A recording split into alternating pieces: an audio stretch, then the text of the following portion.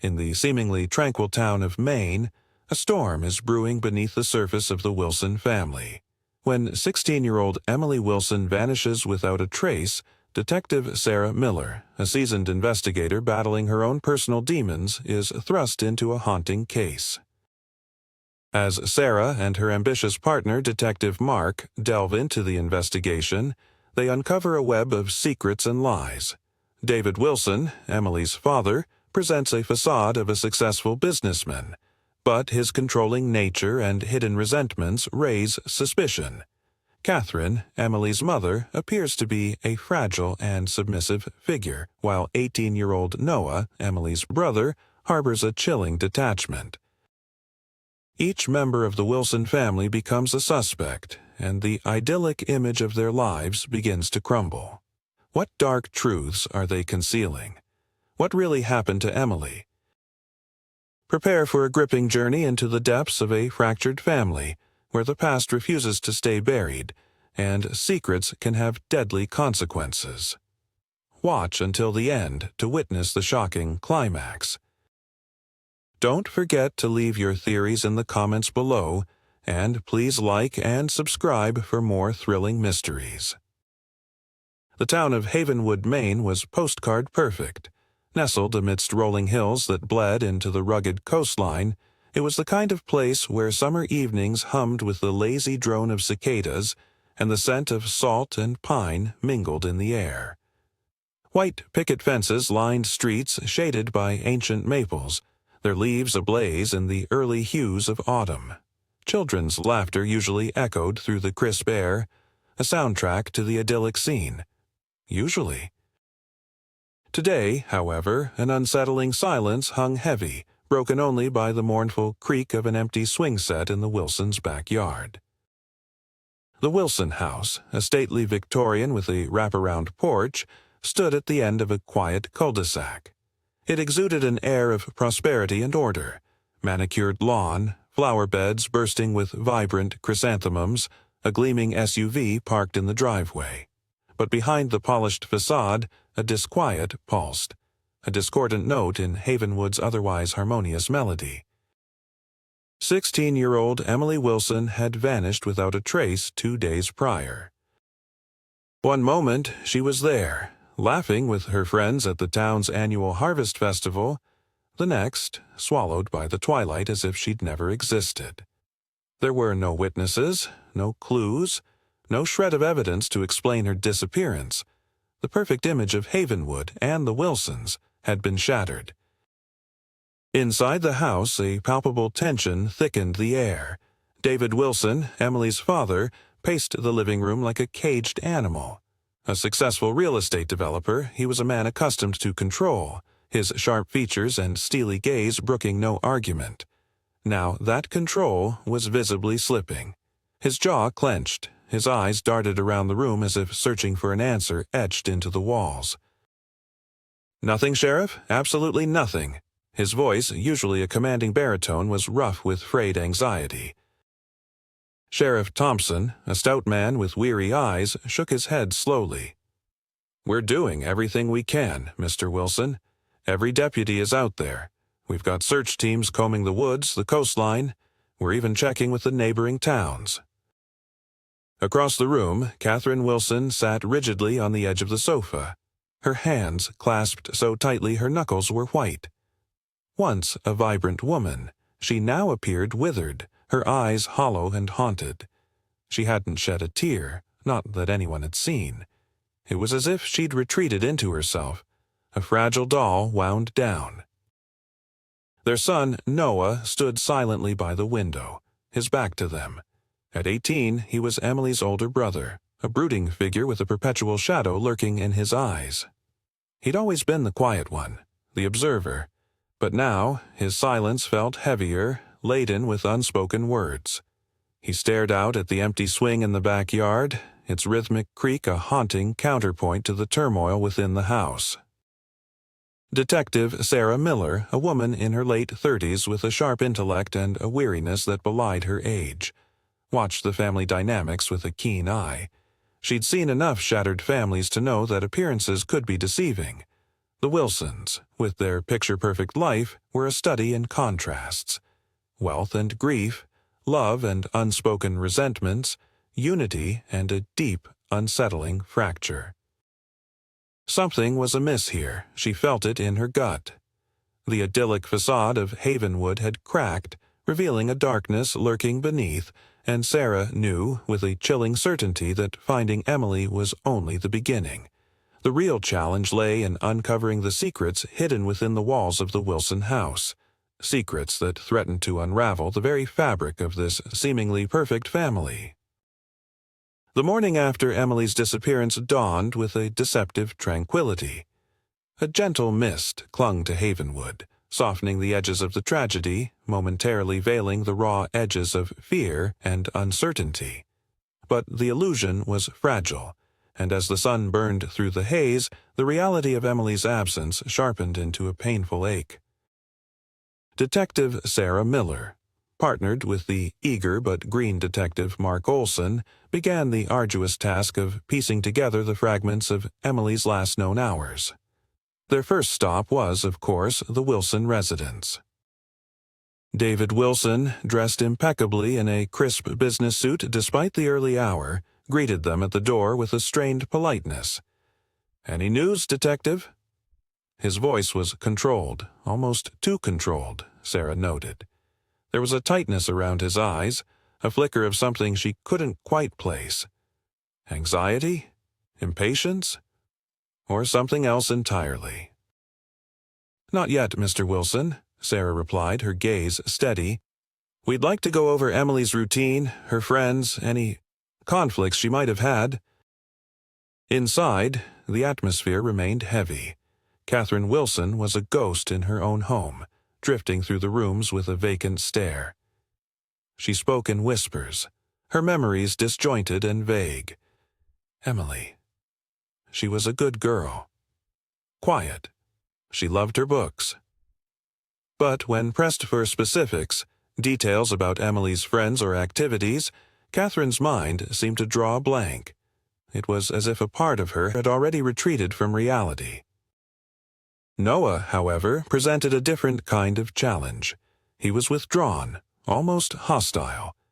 When Sarah asked him about his relationship with Emily, he shrugged, his eyes fixed on the floor. "We were siblings, that's it." "Siblings talk, Noah," Sarah pressed gently. "Did she confide in you? Did she seem troubled lately?" He hesitated, a muscle twitching in his jaw. She was fine, normal. But his voice lacked conviction, and Sarah sensed a wall of resistance. He was hiding something, she was sure of it. Their interviews with the neighbors yielded little. Havenwood was a place where everyone knew everyone, or so they thought. But Emily, it seemed, had been more of an enigma than anyone realized. Mrs. Henderson, the elderly woman next door, recalled Emily as a sweet girl, always polite, but couldn't offer any insights into her social life. Mr. Peterson, on the other side, hadn't seen anything unusual. "Just the usual comings and goings," he'd said, his brow furrowed in thought. As the day wore on, Sarah and Mark ventured beyond the manicured lawns of the Wilsons' neighborhood into the more rugged outskirts of Havenwood. The town was bordered by a dense forest, its trees standing like silent sentinels, their shadows stretching long and ominous in the afternoon light. It was here, in the whispering woods, that the search for Emily took on a more desperate edge. Search teams combed the undergrowth, their voices echoing through the trees. Sarah and Mark followed a faint trail leading deeper into the woods, a path Emily was known to frequent. The air grew colder, the silence more profound, broken only by the rustling of leaves and the snapping of twigs under their feet. Mark, ever the optimist, tried to maintain a hopeful tone. She probably just wandered off, got lost. Teenagers do that, right? Sarah, however, wasn't convinced. There was an unease clinging to this case, a sense of something hidden, something darker than a simple disappearance.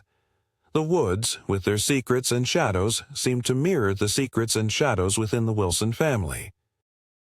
As twilight descended, casting long, distorted shapes, they found something. A small silver bracelet lying half buried in the leaves. It was Emily's. Sarah picked it up, its delicate chain cold against her skin. It was a small clue, but it was the first tangible piece of Emily they had found.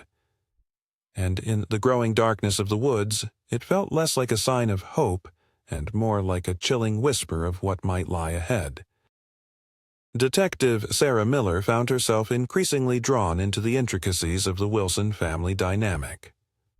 The image they projected to the world, one of affluence, stability, and familial harmony, was, she suspected, a carefully constructed illusion. The cracks in that facade were subtle, but widening with each passing hour.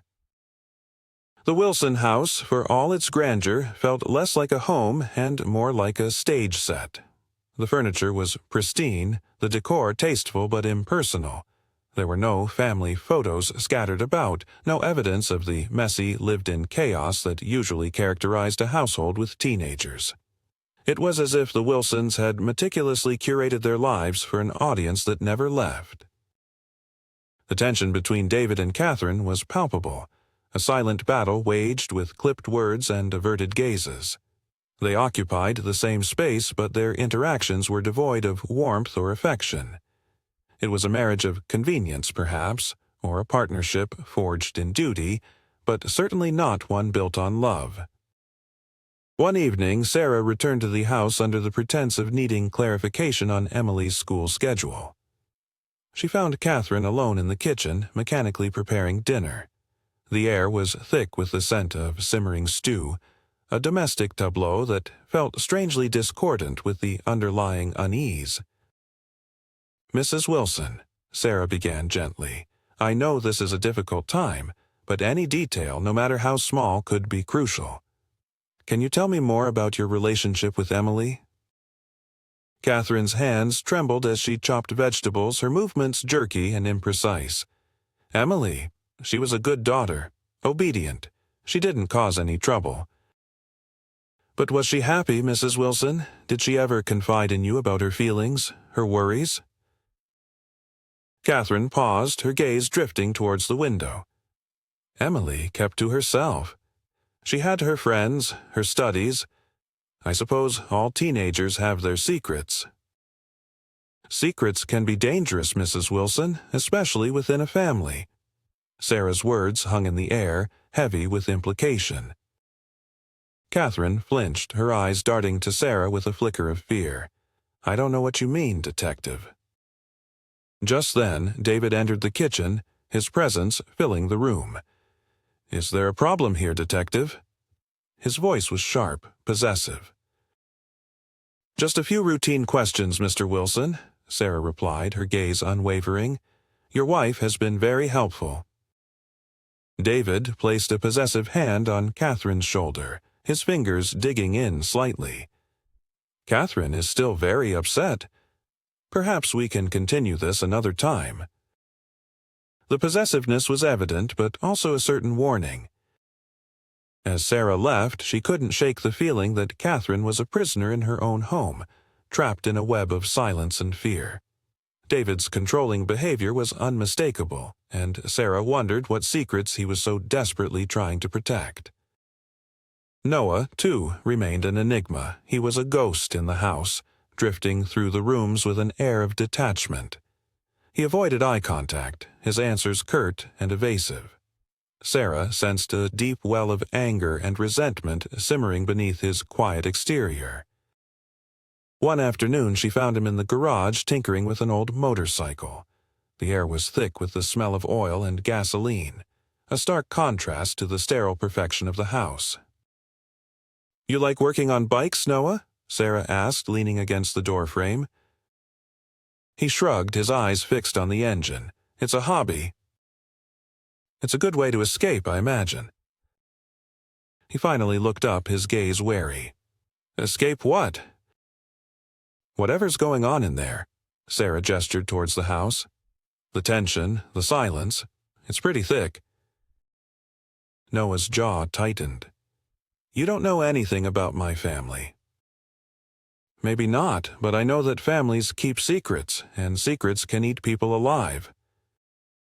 He turned back to the motorcycle, his silence a heavy curtain. Sarah knew she'd struck a nerve. Noah was hiding something that was weighing him down, and she was determined to find out what it was. The perfect facade of the Wilson family was crumbling, revealing the raw, painful truths beneath. And Sarah knew that uncovering those truths was the only way to find Emily. The search for Emily had become a hunt for secrets. Sarah felt like she was peeling back layers of an onion, each layer revealing a new level of rot beneath the surface. The perfect facade of the Wilson family was crumbling, and with it the hope of a quick and easy resolution to Emily's disappearance. A breakthrough came unexpectedly during a second, more thorough search of Emily's room. It was Mark who found it, tucked away in the back of her closet, hidden beneath a pile of old textbooks, a small leather-bound diary. The diary was locked, but a little persuasion with the paperclip yielded access to Emily's innermost thoughts.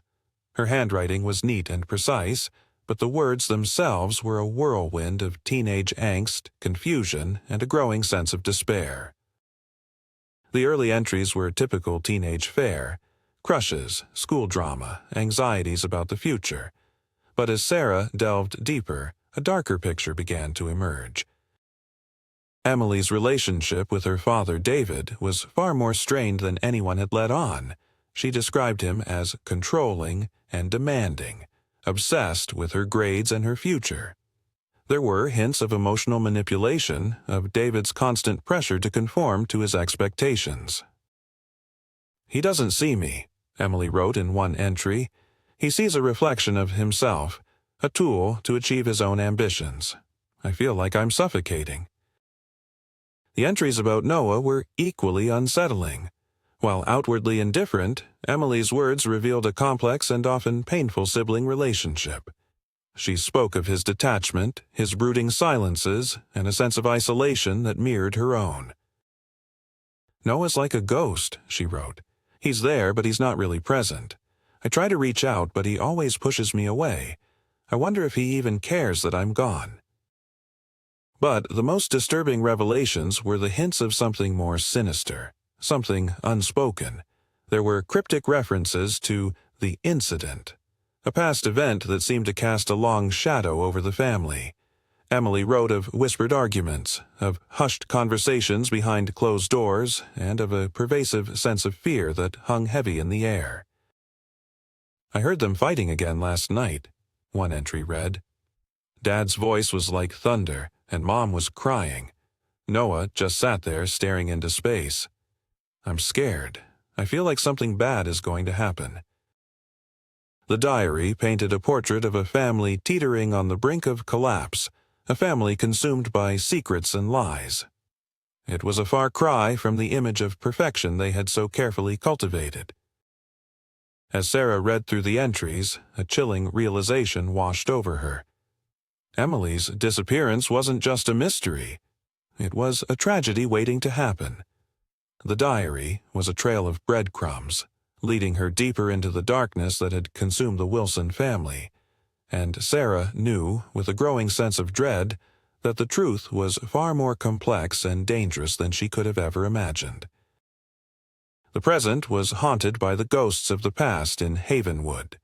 The Wilsons, with their carefully constructed present, couldn't outrun the shadows that stretched back years, staining their family history with a darkness that refused to fade. This chapter unfolds in a flashback, transporting us to a summer evening 5 years prior. The Wilson house, then, was filled with a different kind of energy, a fragile semblance of joy. Laughter echoed through the halls, though even then, undercurrents of tension swirled beneath the surface. The occasion was a barbecue, a gathering of the Wilsons and their close friends, the Caldwells. Mark Caldwell was David's business partner, a jovial man with a booming laugh, his wife, Susan, a warm and empathetic soul who had always been a confidant to Katherine. Their daughter, Olivia, a year older than Emily, was her closest friend. The backyard was alive with activity. David, the consummate host, was grilling steaks, his face flushed with pride. Katherine, though her smile didn't quite reach her eyes, chatted animatedly with Susan. Noah, then 13, stood awkwardly by the patio's table, nursing a soda, while Emily and Olivia, giggling and carefree, chased fireflies in the twilight. "To friendship and family," David boomed, raising his glass. The others echoed his toast, the clinking of glasses a brief moment of unity in a house where unity was becoming increasingly rare. But even in that seemingly idyllic scene, cracks were visible. David's controlling nature was evident in his interactions with Katherine, his sharp words often disguised as helpful suggestions. Noah's isolation was already pronounced, a quiet rebellion against his father's expectations. And Emily, though cheerful, occasionally cast worried glances at her parents, sensing the discord that simmered beneath their smiles. The evening took a sharp turn when Olivia, daring and adventurous, suggested a game of hide-and-seek in the woods bordering the Wilson property. The adults, after some hesitation, agreed, their laughter echoing through the trees as the children scattered into the darkness. It was supposed to be a game, a moment of innocent fun. But the woods, with their hidden dangers and unpredictable terrain, held a darker fate. Olivia, in her excitement, ventured too far, stumbling on a treacherous slope. The details of what happened next were shrouded in confusion and panic, but the outcome was tragically clear. Olivia fell, her injuries severe. The joyous laughter turned into screams of terror. The idyllic evening shattered into a nightmare. Despite their frantic efforts, they couldn't save her. Olivia Caldwell died that night in the woods behind the Wilson house. The aftermath was devastating. Grief consumed the Caldwells, their lives irrevocably altered. But the tragedy also left an indelible mark on the Wilsons. Katherine, already fragile, retreated further into herself, her spirit broken. David, consumed by guilt and a need to control the narrative, became even more rigid and distant. Noah, witnessing the horror, withdrew into a shell of silence, his trust in the world shattered. And Emily, forever haunted by the memory of her friend, began to question the safety and stability of her own family. The vibrant energy of the Wilson house faded, replaced by a pervasive sense of loss and unspoken guilt. The echoes of Olivia's laughter were replaced by the heavy silence of grief. The flashback ends with a close-up on the swing set in the Wilson backyard, the same swing set from the present. But now, in the memory, two swings swayed gently in the breeze, one empty, a haunting reminder of the life that was lost. The past, it becomes clear, is not just a memory. It's a living presence, shaping the present, dictating the future, and the secrets of that fateful night in the woods are inextricably linked to Emily's disappearance. The Wilson house, a monument to curated perfection by day, transformed into a crucible of unspoken dread by night. Shadows stretched like grasping fingers in the dimly lit hallways, and the silence, heavy and suffocating, pressed down on its inhabitants like a physical weight. Detective Sarah Miller, with her sharp instincts, felt it most acutely. The palpable fear that clung to Katherine and Noah, a fear that bound their tongues and locked away the truth of Emily's disappearance. Katherine Wilson was a fragile enigma. She moved through the rooms like a wraith, her presence barely registering. Her eyes, once bright, held a distant, haunted quality, as if she were peering into a void. Sarah's attempts to connect were met with a wall of polite evasion, a desperate clinging to normalcy that masked a deep well of trauma. One evening, Sarah found Katherine in the solarium, surrounded by wilting orchids. The once vibrant flowers mirrored Katherine's fading spirit.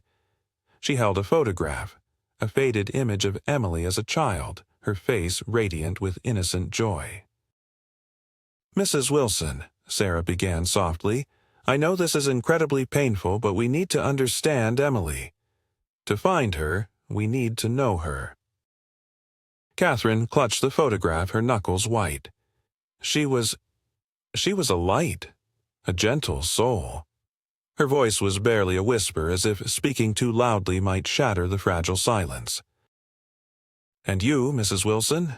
What was your relationship like with Emily? Did she confide in you? Did she share her fears, her dreams?" Katherine's gaze drifted away, her eyes clouding with a mixture of grief and terror. "Emily? She was a good daughter. She didn't want to burden me." "Burden you, or David?"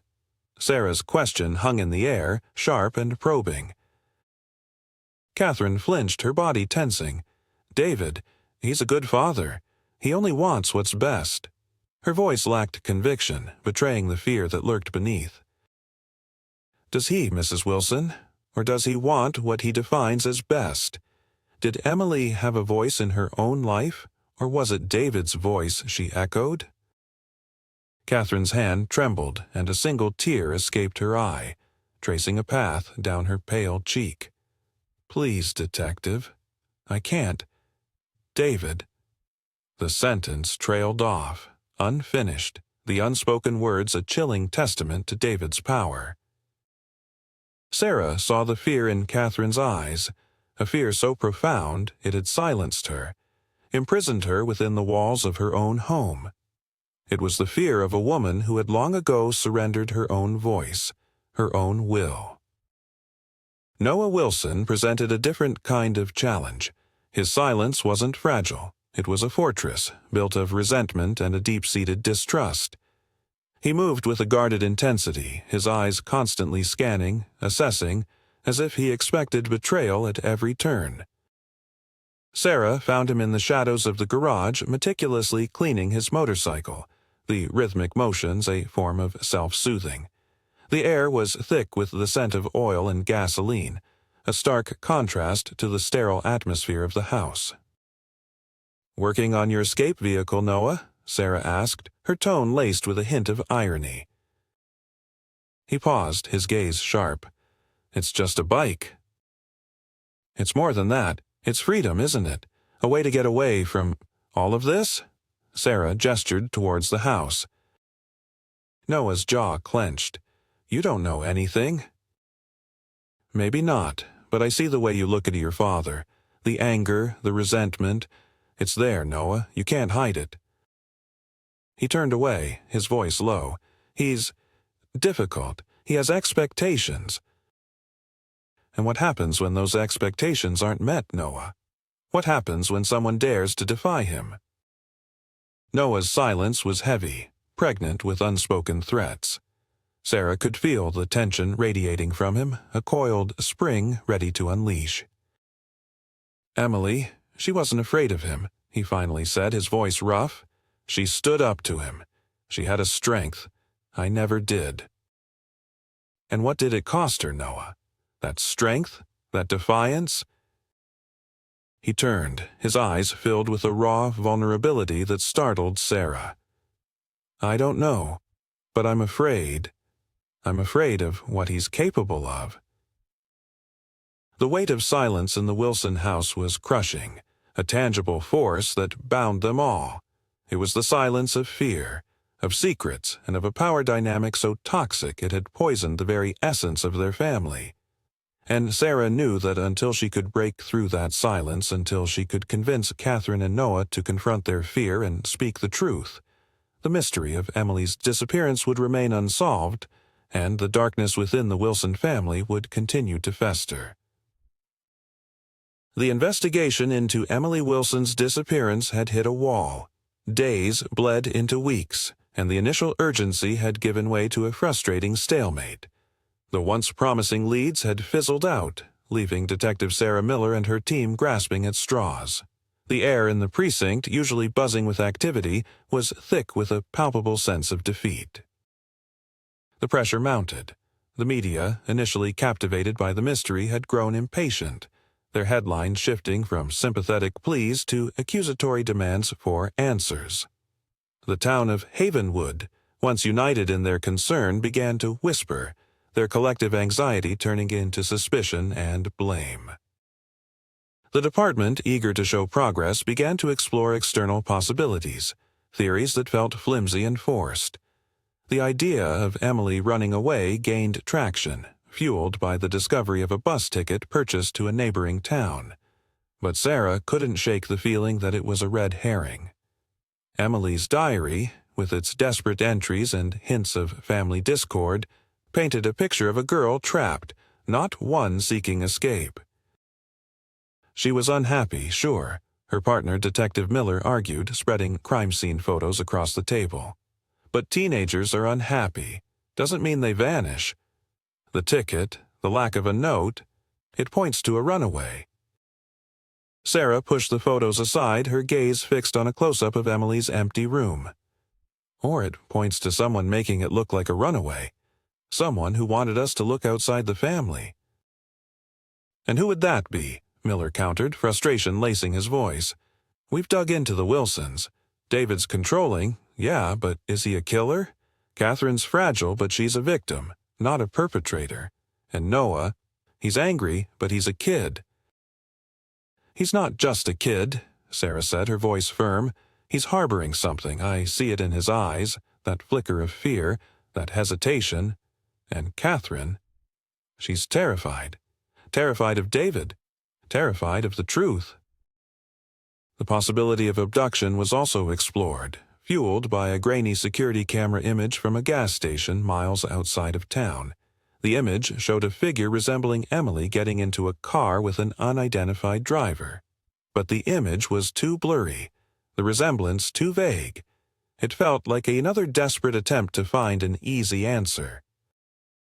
Sarah spent countless nights poring over the evidence, the diary entries, the witness statements, the crime scene photos. She felt like she was trapped in a labyrinth, each corridor leading to a dead end. But deep down, a persistent instinct told her that the answer lay closer to home, within the walls of the Wilson house. One evening, while reviewing the interview transcripts, a seemingly insignificant detail caught her eye. A passing remark from the gardener about a bonfire David Wilson had held the night after Emily disappeared. A bonfire, Sarah muttered, a shiver running down her spine. He had a bonfire the night his daughter vanished? It was a small detail, easily overlooked, but it sent a jolt of adrenaline through Sarah. It was out of character, a strange and unsettling act in the midst of a crisis. Get the warrant, she said, her voice firm, her eyes burning with renewed determination. I want to search the Wilson property again, every inch of it, and I want that bonfire pit excavated. The investigation was far from over.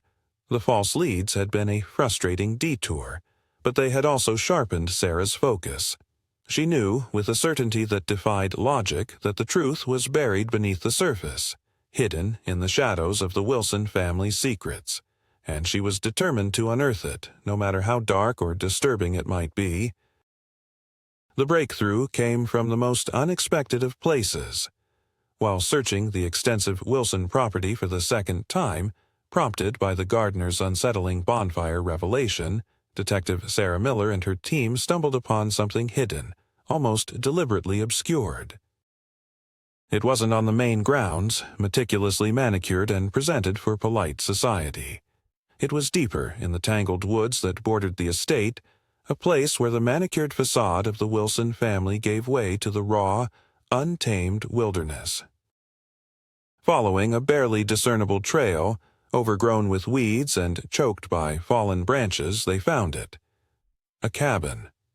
Small, dilapidated, and seemingly abandoned, it was swallowed by the encroaching forest as if the woods themselves were trying to reclaim it. The air around the cabin was heavy, thick with the scent of damp earth and decay. A sense of unease settled over Sarah as she approached, a primal feeling that this place held secrets, dark and disturbing. The cabin door, hanging precariously on rusty hinges, creaked open with a mournful groan, revealing an interior steeped in shadows.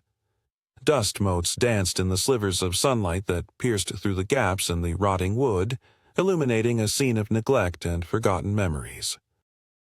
Furniture, covered in a thick layer of grime, lay overturned, Cobwebs draped across every surface like ghostly shrouds. The air was stale and stagnant, carrying the faint metallic tang of something old and unsettling. "This place," Miller whispered, his voice hushed as if afraid to disturb the silence. "It feels wrong." Sarah moved cautiously, her senses on high alert. There was no sign of Emily, but there was a sense of her presence, a faint echo of her life clinging to the decaying walls. In a corner, beneath a pile of debris, Sarah found a wooden chest. It was locked, but the wood was rotten, and with a firm push, the latch gave way. Inside, nestled among old photographs and faded letters, was a notebook. Emily's notebook. The entries were fragmented, filled with a growing sense of fear and desperation. They spoke of arguments with David, his controlling behavior, his anger. They hinted at a secret, something Emily had discovered, something she was afraid to reveal. "He'll kill me if he finds out," one entry read, the words scrawled in a frantic hand. "I saw, in the cabin, the truth." Sarah's heart pounded in her chest. The truth. What had Emily seen? What was so terrible that it could drive a father to violence? Then Miller made another discovery. Hidden beneath a loose floorboard, he found a small, blood-stained object. A piece of jewelry, a silver locket, engraved with the initials E.W. Sarah recognized it instantly. It was the locket Emily always wore. The evidence was mounting, painting a grim picture. The isolated cabin, Emily's fearful diary entries, the blood-stained locket. They all pointed to one conclusion. David Wilson was deeply involved in his daughter's disappearance. "This isn't a runaway," Sarah said, her voice hard, her eyes filled with a cold fury. "This is something much darker, and I think we just found the scene of the crime." The cabin in the woods, once a place of forgotten memories, had become a chamber of secrets, a silent witness to a father's betrayal. And Sarah Miller, standing in its decaying heart, knew that the investigation had just taken a chilling and decisive turn. The weight of the evidence from the cabin pressed down on Sarah like a physical burden. The fear in Emily's diary, the blood-stained locket, the isolation of the place itself, it all coalesced into a damning indictment of David Wilson. The time for polite inquiries was over. It was time for a confrontation. Sarah and Miller arrived at the Wilson house as the first rays of dawn painted the sky with streaks of pink and gold. The house, usually bathed in an aura of serene perfection, looked vulnerable in the pale light, its secrets exposed. David answered the door, his face a mask of composed surprise. "Detective Miller, what brings you here so early?" His voice was smooth, controlled, but Sarah detected a flicker of unease in his eyes. "We need to ask you some more questions, Mr. Wilson," Sarah said, her voice firm, her gaze unwavering. "About Emily, and about the cabin in the woods." David's composure faltered for a moment. "The cabin? I haven't been there in years. It's just an old family property." "An old family property where we found Emily's locket, Mr. Wilson. An old family property where Emily wrote about being afraid of you, about seeing the truth," Sarah pressed, her voice sharp. David's eyes narrowed. Emily was a troubled girl. She had a vivid imagination. You can't take her words literally. "Troubled or terrified?" Sarah countered. "We found her diary, Mr. Wilson. We know about your controlling behavior, your demands for perfection. We know how you dismissed her dreams, how you tried to mold her into your image." Katherine appeared in the doorway, her face pale, her eyes filled with a mixture of fear and a desperate plea. "David, please." David turned on her, his voice a low snarl. "Katherine, go back inside. This is police business." Katherine flinched, her shoulders slumping. She retreated into the shadows of the hallway, a silent testament to David's power. Sarah's anger simmered beneath her professional demeanor. "Your wife is afraid of you, Mr. Wilson. Your son is afraid of you. And your daughter, what was she afraid of enough to disappear? David's control finally began to crack. His face flushed, his hands clenched into fists. You have no right to come into my home and accuse me of such things. I loved my daughter. I would never harm her. Love or possess? Sarah challenged.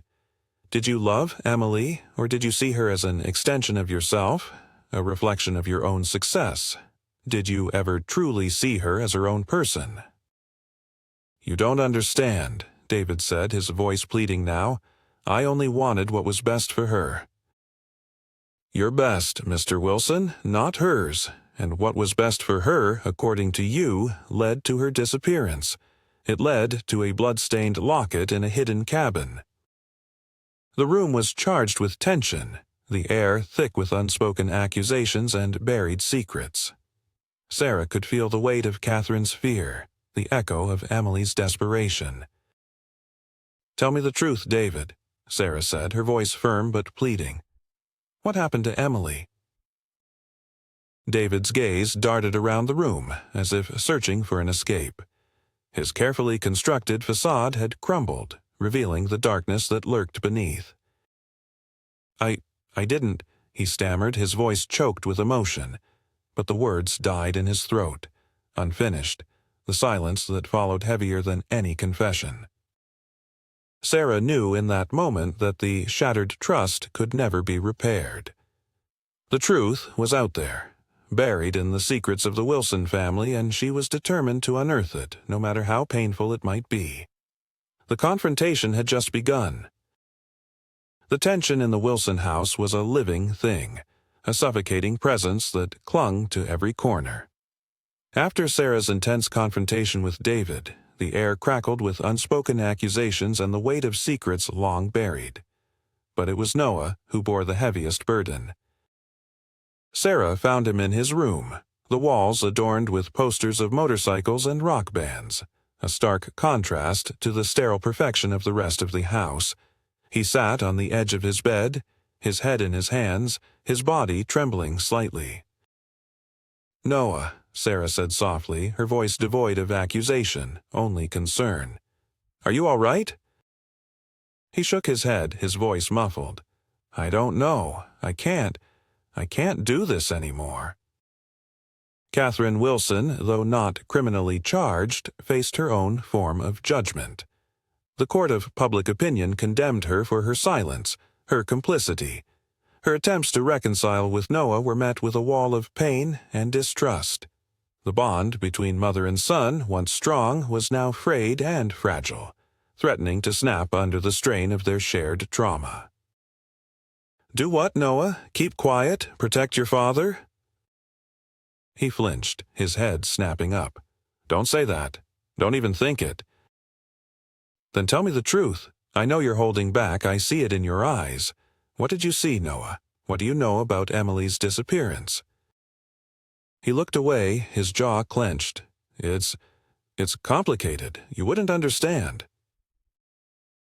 Try me, Sarah urged, her voice gentle. I'm here to listen. I'm here to help you carry this burden. But you have to let me in. Tears welled in his eyes, blurring the sharp edges of his youthful face. I saw them arguing the night she disappeared in the study. Arguing? About what? Everything. About her future, about her music. Dad, he wanted her to go to law school. Emily, she wanted to be a musician. She was good, really good, but he wouldn't listen. He always had to be right. And what happened during the argument? Did it get heated? Noah's breath hitched. He yelled. He said things, terrible things. He told her she was ungrateful, that she was ruining her life, that she was a disappointment. And Emily, how did she react? She stood up to him. She told him she wasn't going to let him control her anymore. She said she was going to leave to follow her own path. And then what? Sarah pressed, her voice barely a whisper. Noah's body trembled violently. He grabbed her. He wouldn't let her leave. He said she was his daughter, and she would do as he said. He pushed her. Pushed her? How hard? Hard. She fell. She hit her head on the edge of the desk. There was blood. The words hung in the air, heavy with horror. Sarah's heart pounded in her chest. The pieces of the puzzle were finally falling into place, revealing a dark and disturbing truth. And then what happened, Noah? What did your father do? Noah's voice broke, the dam of his emotions finally giving way. I don't know. I ran. I was scared. I hid in my room. I didn't want to see. I didn't want to know. And you haven't told anyone? Not even your mother? He shook his head, tears streaming down his face. She can't handle it. She's too fragile. And I was afraid of Dad. I still am. Sarah reached out and took his hand, her touch firm and reassuring. You're safe now, Noah. You're brave for telling me the truth. You've carried this burden for too long. It's time to let it go. Noah's confession shattered the silence, breaking the wall of fear and denial that had surrounded the Wilson family. The son's burden, the weight of his secret, had finally been lifted, paving the way for the truth to emerge from the shadows. But Sarah knew that this was just the beginning. The road ahead would be long and fraught with danger, and the darkness within the Wilson family was far from extinguished.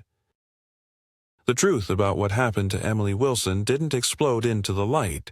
It seeped out slowly like a dark stain spreading across a pristine canvas. Noah's confession was the crack in the dam, and from that point on, Sarah Miller meticulously followed the threads, peeling back the layers of deception and manipulation that had shrouded the Wilson family. The study, the room where the fatal argument had occurred, became the focal point of the investigation.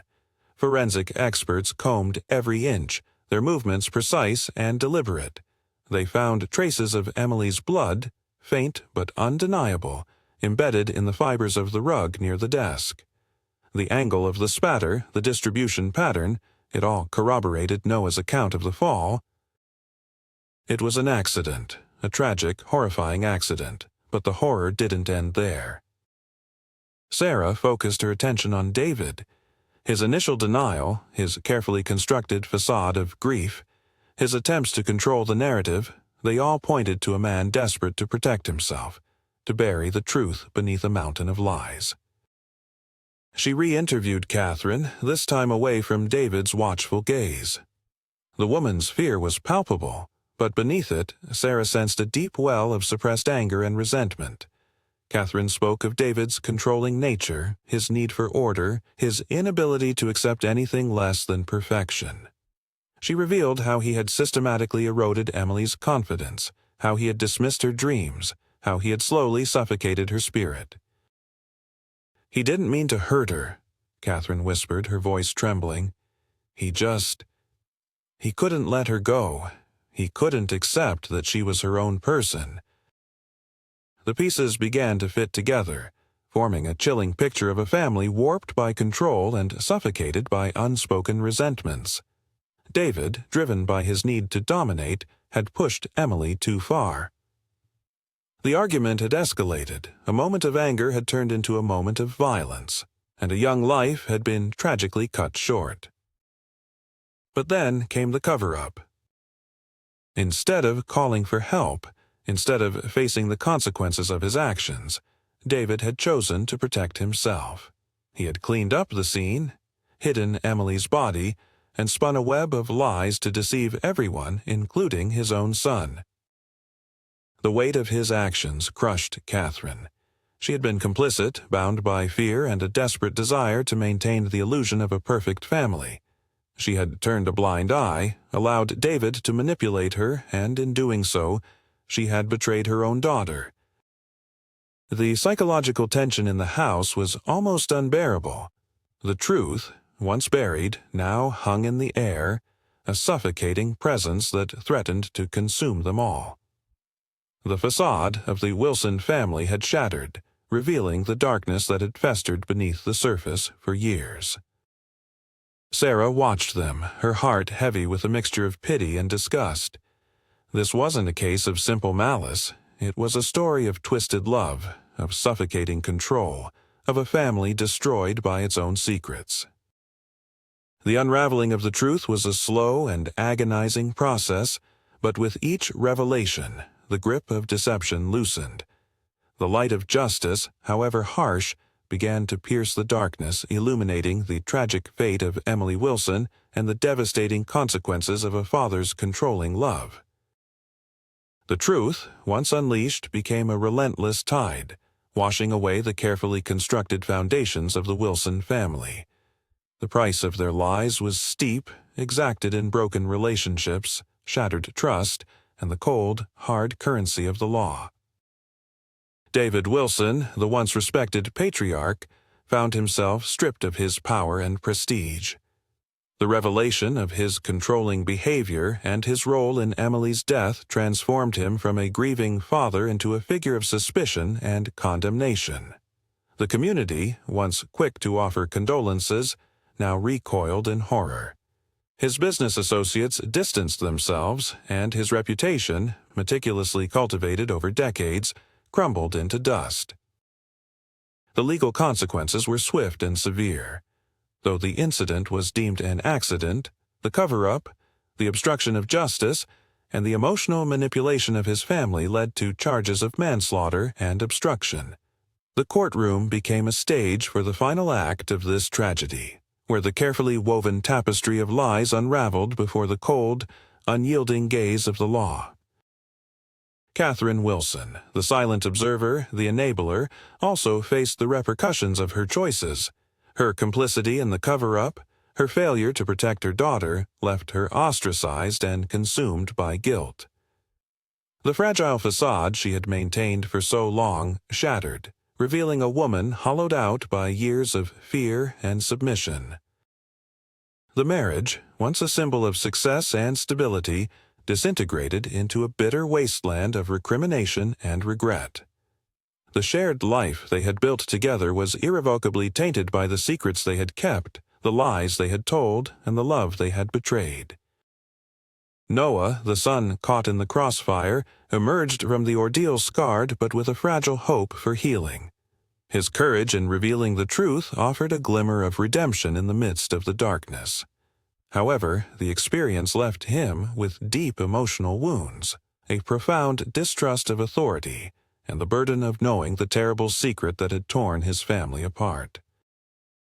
The Wilson house, once a symbol of their perfect life, became a monument to their destruction. The walls echoed with the ghosts of their lies, the furniture seemed to bear the weight of their guilt, and the silence was deafening, broken only by the whispers of regret and the sobs of despair. Sarah Miller watched the fallout with a mixture of sadness and grim satisfaction. Justice had been served, but the cost was immense. The case had left its mark on her as well, a stark reminder of the darkness that can lurk beneath the surface of even the most seemingly perfect lives. In the end, the price of lies was paid in full. The Wilson family was irrevocably fractured, their lives shattered beyond repair.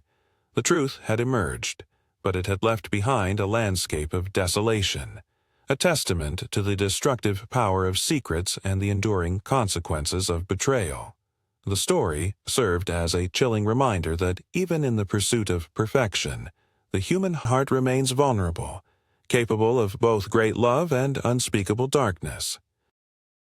The courtroom was a crucible, forging a harsh and unyielding justice from the ashes of the Wilson family's destruction. The trial was a grueling spectacle, a public dissection of their private horrors. Every lie, every betrayal, every moment of weakness was laid bare for the world to see. David Wilson, once a figure of authority, sat hunched and defeated, the weight of his actions crushing him. His defense, a desperate attempt to paint the tragedy as a pure accident, fell apart under the relentless scrutiny of the prosecution. The evidence, the bloodstains, Noah's testimony, it all pointed to a man who had prioritized his own self-preservation over the life of his daughter. The verdict, when it came, echoed through the courtroom like a death knell. Guilty of involuntary manslaughter and obstruction of justice. The sentence was severe, a stark reminder that even unintentional violence carries a heavy price when compounded by deceit and manipulation. He moved through the house like a ghost, his usual guarded demeanor replaced by a haunted fragility. The bravado he'd projected earlier had crumbled, revealing the raw fear and guilt that gnawed at him from within. He avoided eye contact, his hands constantly fidgeting, his gaze fixed on the floor as if he were carrying the weight of the world on his young shoulders. The Wilson house, now empty and desolate, became a symbol of their shattered lives. It stood as a silent testament to the darkness that had consumed them, a haunting reminder of the price they had paid for their lies. Closure, however, proved elusive. Justice had been served, but it offered little solace to the survivors. The wounds inflicted by the truth ran deep, and the scars would likely remain forever. Noah, burdened by the knowledge of his family's sins, struggled to find a path forward. He sought therapy, desperate to heal the emotional wounds and rebuild his life. He carried the weight of Emily's memory, determined to honor her spirit and find meaning in the midst of tragedy. The question of reconciliation hung heavy in the air. Could the broken pieces of the Wilson family ever be mended? Was forgiveness possible in the face of such profound betrayal? In the end, the answer remained ambiguous. Some bonds were irrevocably broken, while others flickered with a fragile hope for healing. The journey toward closure was a long and arduous one, marked by pain, grief, and the slow, tentative steps toward acceptance. The case of the Wilson family served as a cautionary tale, a stark reminder of the destructive power of secrets and the enduring consequences of our choices. It was a story of tragedy, betrayal, and the long, difficult road to justice and perhaps, one day, to a fragile form of peace. The dust had settled, the trial concluded, the verdicts delivered. But for Sarah Miller, the echoes of the Wilson case lingered, reverberating through her thoughts like a persistent, unsettling melody. It was a case that had burrowed deep beneath her professional detachment, leaving its own set of indelible marks. She found herself revisiting the images in her mind. Emily's vibrant smile in the old photographs, the haunted look in Katherine's eyes. Noah's fragile hope battling against a sea of despair. These weren't just characters in a case file, they were people, their lives irrevocably altered by a tragedy born from secrets and manipulation. The experience had sharpened Sarah's awareness of the subtle currents of power and control that could flow beneath the surface of seemingly normal relationships. She became more attuned to the unspoken anxieties, the hidden resentments that could fester within families, waiting for a spark to ignite them. The town itself seemed to carry the weight of the Wilson tragedy. The idyllic facade of suburban tranquility had been shattered, revealing the darkness that could lurk even in the most peaceful corners of the world. Neighbors looked at each other with a newfound sense of unease, their trust shaken by the revelation that such horrors could occur within their own community. The Wilson house stood empty for a long time, a stark reminder of the events that had unfolded within its walls. Eventually, it was sold, but the new owners, though eager to create a fresh start, couldn't entirely erase the house's history. Whispers and rumors continued to circulate, a chilling reminder of the fragility of happiness and the enduring power of the past. Sarah often wondered about Noah. She hoped he was finding solace in therapy, that he was able to forge a new life for himself, free from the shadows of his family's secrets. She knew that healing was a long and arduous process, but she clung to the hope that he would find a measure of peace. The case had changed her, too. It had deepened her understanding of the human capacity for both cruelty and resilience.